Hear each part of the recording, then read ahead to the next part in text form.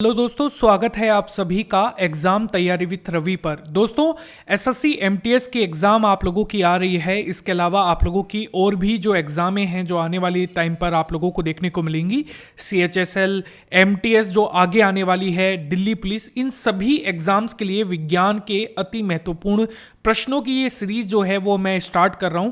यहां पर आपको टॉप 45 प्रश्न यहां पर डेली देखने को मिलेंगे। इसका एक वीडियो मैं यहां पर परमानेंट आप लोगों के लिए लेकर आऊंगा।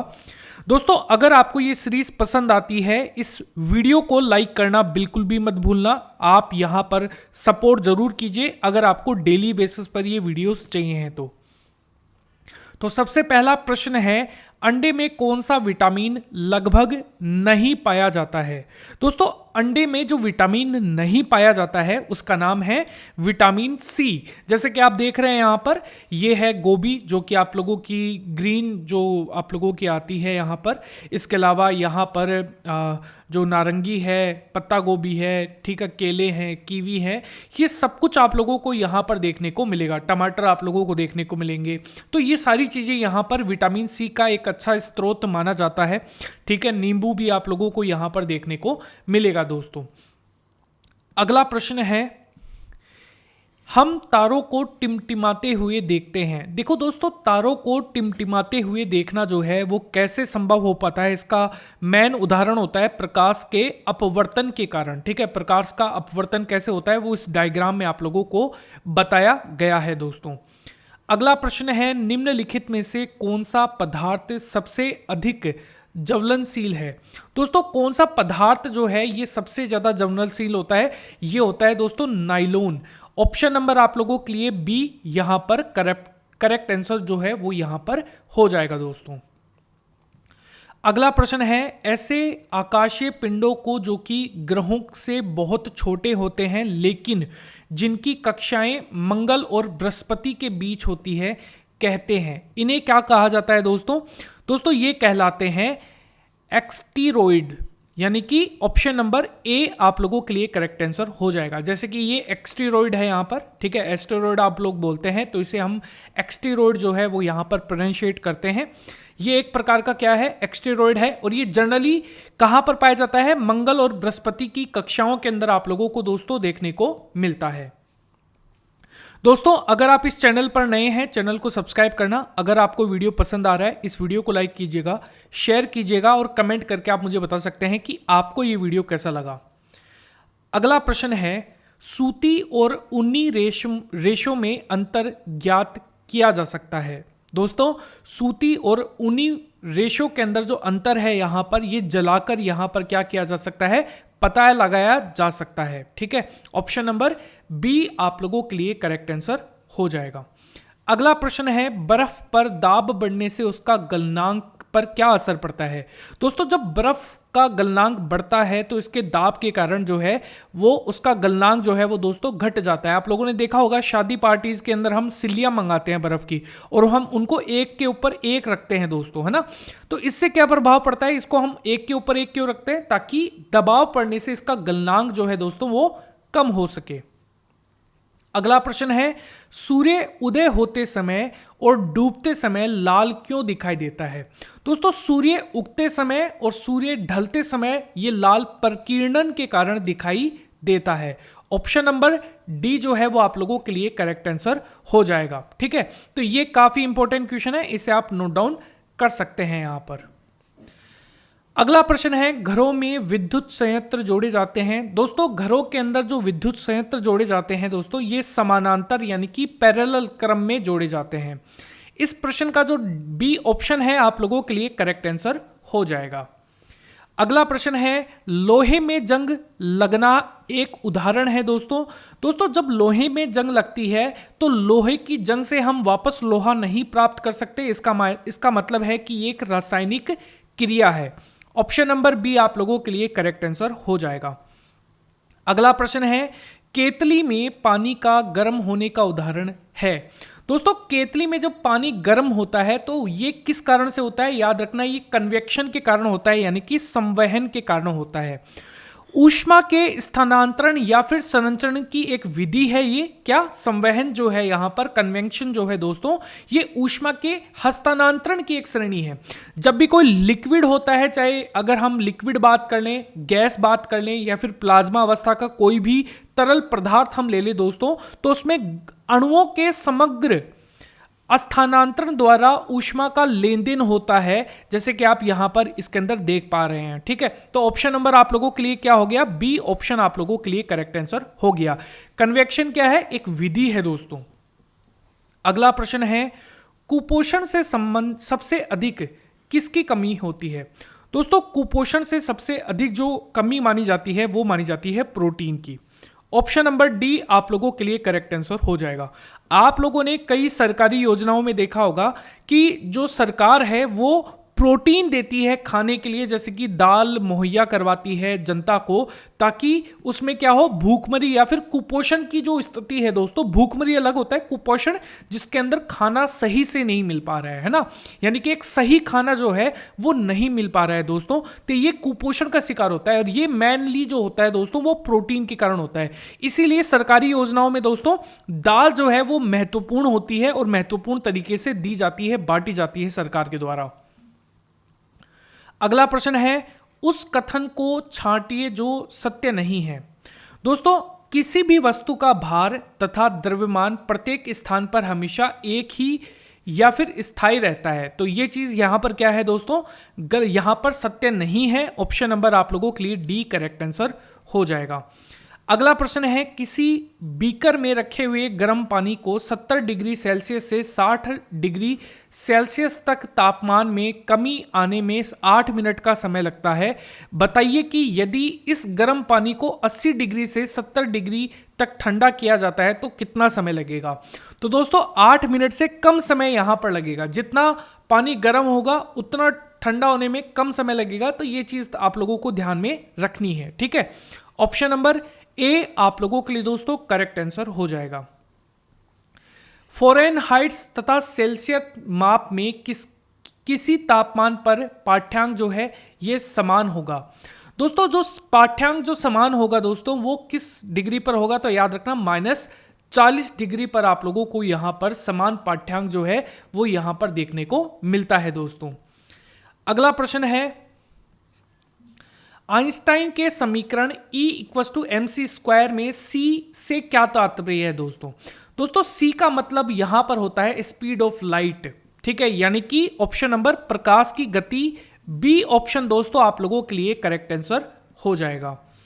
अगला प्रश्न है, गर्म पानी जिसमें अधिक मात्रा में नमक मिला हो उसमें पीड़ित पांव की सूजन जो स्वेलिंग है उसमें कमी हो जाती है, इस घटना को हम क्या कहते हैं?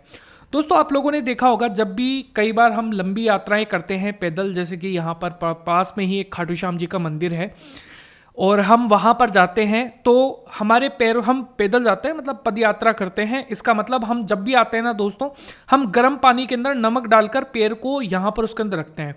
और ये किस कारण से यहाँ पर आराम मिलता है? वो मिलता है दोस्तों आइसोमिसिस से, यानी कि ऑप्शन नंबर ए जो है आप लोगों के लिए करेक्ट आंसर हो जाएगा दोस्तों। ध्वनि की गति सर्वाधिक होती है। दोस्तों, ध्वनि की गति जो है ये सबसे ज्यादा होती है किसमें? स्टील में। ऑप्शन नंबर बी आप लोगों के लिए करेक्ट आंसर हो जाएगा। अगला प्रश्न है, विलेय यानी कि सोल्यूट को विलय यानी कि सॉल्यूशन से पृथक किया जा सकता है। दोस्तों, ये वाष्पीकरण यानी कि इवोपरेशन के द्वारा पृथक किया जा सकता है। ऑप्शन नंबर बी आप लोगों के लिए करेक्ट आंसर हो जाएगा। अगला प्रश्न है, सोडियम को मिट्टी के तेल में क्यों रखा जाता है? दोस्तों, सोडियम को मिट्टी के तेल में इसलिए रखा जाता है क्योंकि हवा में इसका ऑक्सीकरण होने लगता है, इसलिए यहां पर इसको रखा जाता है। ऑप्शन नंबर बी आप लोगों के लिए करेक्ट आंसर हो जाएगा। चेचक के टीके का आविष्कार किया था दोस्तों, तो दोस्तों चेचक के टीके का आविष्कार किया था किसने? एडवर्ड जेनर ने। ये कौन है दोस्तों? एडवर्ड जेनर है, यानी कि ऑप्शन नंबर सी आप लोगों के लिए करेक्ट आंसर हो जाएगा। शरीर में ऑक्सीजन की पूर्ति कौन करता है? दोस्तों शरीर में ऑक्सीजन की पूर्ति जो है यहां पर ये कौन करते हैं? रेड ब्लड कैप्सूल यानी कि आरबीसी के द्वारा की जाती है। ऑप्शन नंबर ए आप लोगों के लिए करेक्ट आंसर होगा, क्योंकि आरबीसी के अंदर क्या होता है दोस्तों? हीमोग्लोबिन जो है वो इसके साथ बाउंड होता है। जो हीमोग्लोबिन जो है वही क्या करता है दोस्तों? यहां पर ऑक्सीजन की पूर्ति यहां पर करता है दोस्तों। अगला प्रश्न है, मनुष्य के शरीर में हृदय की को एक बार धड़कने के लिए कितना समय लगता है? दोस्तों एक बार धड़कने के लिए 0.8 सेकंड का समय लगता है, यानी कि सी ऑप्शन आप लोगों के लिए करेक्ट आंसर हो जाएगा। आंत्र ज्वर किसके कारण होता है? दोस्तों आंत्र ज्वर जो होता है ये जीवाणुओं के कारण होता है, यानी कि यहां पर बैक्टीरिया के कारण आप लोगों को देखने को मिलता है दोस्तों। अगला प्रश्न है, ऐसे युग्ल जिसका रुधिर वर्ग ए और बी है कि बच्चों में निम्नलिखित में से कौन सा रुधिर पाया जाएगा? दोस्तों जब ए और बी होते हैं तो यहां पर ए बी और ओ जो है वो यहां पर ब्लड ग्रुप होने की 25-25% की संभावना जो है दोस्तों वो पाई जाती है, यानी कि सी ऑप्शन आप लोगों के लिए करेक्ट आंसर हो जाएगा। जैसे कि आप सभी को पता है मान्यता प्राप्त 4 ब्लड ग्रुप हैं यहां पर, जिसमें से अगर हम बात करें रेड ब्लड कैप्सूल यहां पर आप देख रहे हैं एंटीबॉडीज, और यहां पर प्लाज्मा, और यहां पर एंटीजन यहां पर देख रहे हैं। यहां पर देखो दोस्तों जब भी आप एंटीबॉडी यहां पर बात करेंगे तो एंटीबॉडी यहां पर विपरीत पाई जाती है, जैसे कि ए के अंदर बी एंटीबॉडी है, बी के अंदर ए है, ए बी के अंदर कोई भी एंटीबॉडी नहीं होती है, और ओ जो है वो ए और बी आप लोगों को देखने को मिलता है। और एंटीजन सेम होता है, यानी कि एंटीजन के नाम पर ही ब्लड ग्रुप का नाम रखा जाता है। जैसे कि यहां पर बी तो ए बी, यहां पर ए बी तो यहां पर ए बी। जब कोई भी एंटीजन नहीं होता तो इसे हम जीरो एंटीजन कहते हैं, यानी कि इसको हम जीरो ब्लड ग्रुप भी कह सकते हैं, या फिर इसको हम ओ ब्लड ग्रुप का नाम देते हैं दोस्तों। अगला प्रश्न है, निम्नलिखित में से कौन सा एक संक्रामक रोग नहीं है? दोस्तों संक्रामक कौन सा नहीं है? तो यहां पर याद रखिएगा धनुस्तंभ यानी कि टेटनस जो है लोहे के चोट लगने के कारण होता है दोस्तों। अगला प्रश्न है यहां पर आप लोगों को देखने को मिलेगा, अच्छा शुष्क सेल में एनोड में क्या होता है? दोस्तों एनोड के अंदर यहां पर जस्ता जो है वो आप लोगों को यहां पर देखने को मिलता है। ये देखिए यहां पर आप लोगों को यहां पर देखने को मिलेगा, ये मैंने ना देखो जस्ते का आवरण आप लोगों को देखने को मिलेगा, और ये एनोड यहां पर आप लोगों को देखने को मिलेगा। यहां पर ये जो है वो पूरा का पूरा आप लोगों को पता है, आप लोगों ने देखा होगा, यहां पर ये पूरा का पूरा एनोड की तरह कार्य करता है ना, ये पूरा का पूरा सिरा। ठीक है, अगला प्रश्न है, किस रोग में रक्त का थक्का नहीं बनता है? दोस्तों यहां पर हीमोफीलिया जो डिजीज है इसके अंदर ब्लड क्लोटिंग नहीं होती है, यानी कि रक्त का थक्का नहीं बनता है। देखो ब्लड क्लोटिंग क्या होती है दोस्तों? ये है आरबीसी, अलग अलग दिख रही हैं, लेकिन जब आरबीसी एक दूसरे से जुड़ जाती हैं इस तरीके से ये क्या कराती हैं, ये ब्लड का थक्का जमा देती हैं, यानी कि एक दूसरे से चिपक जाती हैं, जिसके कारण क्या होता है दोस्तों, ब्लड का सर्कुलेशन रुक जाता है, यानी कि आगे जो है वो ऑक्सीजन की पूर्ति नहीं हो पाती। सारा खेल जो हमारी बॉडी में है ना, वो सब कुछ खेल दोस्तों ऑक्सीजन का ही है। अगला प्रश्न है, निम्नलिखित में से विटामिन B1 कौन सा है? दोस्तों यहां पर आप लोगों को देखने को मिलेगा थायमीन। ऑप्शन नंबर बी आप लोगों के लिए करेक्ट आंसर हो जाएगा। अगला प्रश्न है, ग्रहों को उपग्रहों की संख्या के अवरोही क्रम में सही क्रम से जचाइए, वरुण, बृहस्पति, शनि और मंगल। तो दोस्तों अगर सबसे पहले हम बात करें तो यहां पर शनि आ जाएगा, फिर बृहस्पति आ जाएगा, फिर आप लोगों का वरुण, और फिर मंगल जो है वो आप लोगों को यहां पर देखने को मिलेगा दोस्तों। अगला प्रश्न देखो, पृथ्वी का विषुवतीय व्यास लगभग कितना है? दोस्तों ये है 12,750 किलोमीटर। ऑप्शन नंबर बी आप लोगों के लिए करेक्ट आंसर हो जाएगा। अगला प्रश्न है, पृथ्वी पर दो स्थानों के अनुदैर्ध्य का अंतर 15 डिग्री है, तो इसका स्थानीय समय में कितना अंतर होगा? दोस्तों ये होगा 1 घंटे का, क्योंकि आप सभी को पता है जस्ट 4 यानी कि टोटल 60, ठीक है, 4 डिग्री यानी कि 1 डिग्री 4 उसके बराबर होती है, 4 मिनट के बराबर, यानी कि 15 जो डिग्री होती है वो 4 से मल्टीप्लाई करेंगे आप तो 60 मिनट आप लोगों को देखने को मिलेगा। ठीक है, तो स्थानीय समय में कितना अंतराल होगा? 60 मिनट का अंतराल होता है। ये है अक्षांशीय रेखाएं। अक्षांशीय रेखाएं पृथ्वी में इस तरीके से दिखाई जाती है और देशांतरीय रेखाएं इस तरीके से दिखाई जाती हैं। अच्छा, समय का कौन बताता है, समय का अंतराल? तो याद रखना देशांतरीय रेखाएं जो हैं ये समय के अंतराल को बताती हैं। देशांतरीय रेखाएं ध्रुवों पर तो कम दूरी मानी जाती है, मतलब कम होती है, ठीक है। और वैसे ही अगर हम अक्षांशीय रेखाओं की बात करें तो वहां पर ध्रुवों पर जाते जाते अक्षांशीय रेखाएं जो है वो कम हो जाती है दोस्तों, ठीक है, मतलब दूरी कम हो जाती है उनकी। अगला प्रश्न है वर्ताकार आकृति वाला और यूएसएसआर द्वारा सर्वप्रथम छोड़ा गया भू उपग्रह कौन सा है? दोस्तों ये है स्पुतनिक। ऑप्शन नंबर ए आप लोगों के लिए करेक्ट आंसर हो जाएगा। उपग्रह की अक्षीय अवधि समानुपाती होती है दोस्तों, तो ये होती है r³/2, ठीक है। तो यहां पर ऑप्शन नंबर ए आप लोगों के लिए करेक्ट आंसर हो जाएगा, r³/2, यानी कि ए ऑप्शन आप लोगों के लिए दोस्तों राइट है। अगला प्रश्न है ग्लेशियर में बर्फ हमेशा निम्नलिखित में से कहां से पिघलती है? दोस्तों ये सबसे निचले स्तर से पिघलती है। ऑप्शन नंबर बी आप लोगों के लिए करेक्ट आंसर हो जाएगा। अगला प्रश्न है सामान्य स्वस्थ मनुष्य का रक्तदाब यानी कि ब्लड प्रेशर जो है वो कितना होता है? तो दोस्तों याद रखना ये होता है 120 से लेकर 180, ठीक है, 120 180, ठीक है। तो ये चीजें आप लोगों को ध्यान में रखनी है, काफी इंपॉर्टेंट है यहां पर। देखो नॉर्मल ब्लड प्रेशर, ठीक है, और फिर अगर आप बढ़ते हुए जाएंगे तो आपको हाइपरटेंशन, ठीक है, ये सारी चीजें यहां पर बताई गई हैं, ठीक है, हाइपरटेंशन, ये सारी चीजें आप लोगों को बताई गई हैं। पायरोमीटर होता है दोस्तों, पायरोमीटर जो है ये सौर विकिरण को मापने का यंत्र है जो कि आप यहां पर देख रहे हैं। अगला प्रश्न है लाइट डिटेक्टर। देखो दोस्तों लाइट डिटेक्टर जो है आपको इस तरीके से एक ग्राफ पर साइन मिलेंगे यहां पर, इससे ये चेक किया जाता है कि आपकी धड़कन कितनी बढ़ रही है। कोई भी जब सवाल पूछता है तो उसके अंदर क्या होता है, धड़कनें जो है दोस्तों वो बढ़ जाती हैं, ठीक है। तो ऑप्शन नंबर शरीर की नाड़ी या फिर श्वसन की गति को नापने का एक कह सकते हैं यहां पर रिकॉर्ड करने वाला यंत्र है। ऑप्शन नंबर डी आप लोगों के लिए करेक्ट आंसर हो जाएगा। अगला प्रश्न है किसी अक्रिय गैस यानी कि इनर्ट गैस के बाह्यतम कोशों यानी कि शेल में इलेक्ट्रॉन की संख्या होती है? दोस्तों ये होती है 8, सी ऑप्शन करेक्ट है। अगला प्रश्न है प्रकाश संश्लेषण प्रक्रिया के लिए अनिवार्य कच्ची सामग्री होती है? दोस्तों ये होती है कार्बन डाइऑक्साइड CO2, इसके अलावा जल और सूर्य प्रकाश और क्लोरोफिल, यानी कि सी ऑप्शन करेक्ट आंसर होगा। दोस्तों वही पौधे यहां पर फोटोसिंथेसिस करते हैं जो जिनके पास क्या होता है, क्लोरोफिल होता है। ये बहुत इंपॉर्टेंट चीज है। ऑप्शन नंबर डी आप लोगों के लिए करेक्ट आंसर हो जाएगा। अगला प्रश्न है मायोसिन प्रोटीन पाई जाती है? दोस्तों मायोसिन जो प्रोटीन होती है, यहां पर दो तरीके के प्रोटीन होते हैं, एक्टिन और मायोसिन, तो ये पेशियों में पाया जाता है मायोसिन, ठीक है। ऑप्शन नंबर सी आप लोगों के लिए करेक्ट आंसर हो जाएगा। अगला प्रश्न है यदि